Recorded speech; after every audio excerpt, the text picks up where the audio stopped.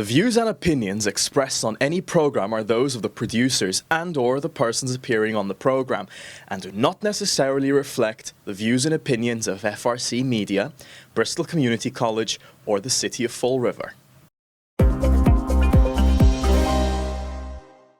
Time again to check out what's the latest in terms of economic development and real estate news across Fall River. I'm joined, as I am weekly, by Kevin Lawrence. He's the publisher, owner, and editor of Fall River Development News on Facebook. Kevin, how are you? Very well. Happy to be here again, Keith. All right, let's talk about a topic that we've talked about quite often, the former Silvia School.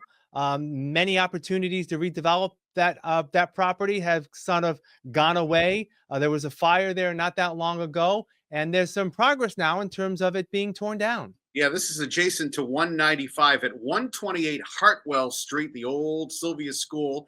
Well, it's being demolished. Construction crews are on site raising the building. Now, they're only going to take down the 3-story portion of the building. The building is kind of in 2 pieces. There's a 4-story complex and a 3-story. The 3-story is the one that caught on fire on March 1st, and that's the one being raised. So at least half of the building will be demolished, and the city will put out requests for proposals to somehow try to sell that parcel of land again. Yeah. And as we move forward, speaking of an area that is a little blighted because of the fire and an old school, Yeah. there's a new building up and a new look for Bank 5 in downtown Fall River. Many people who drive by there have seen the construction. That's now over, and they cut the ribbon last week.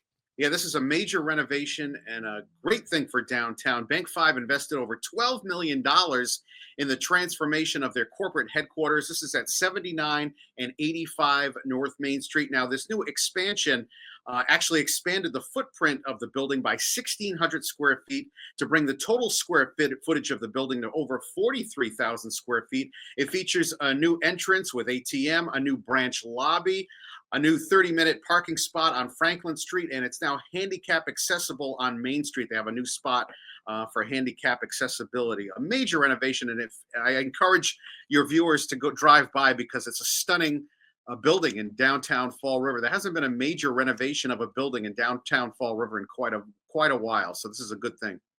Yeah, and as you said, a big investment, $12 million Yeah. on that property in downtown. All right, let's shift to housing in Fall River. There's a couple of projects on the docket. Obviously, there's many, but 2 we're going to focus on during this segment. First is some waterfront apartments coming up on Slade Street. This is in the south end of the city. This is going to be a massive development. They're proposing 81 units for the bottom of Slade Street, which is adjacent to the Taunton River. Now, this is what they're planning.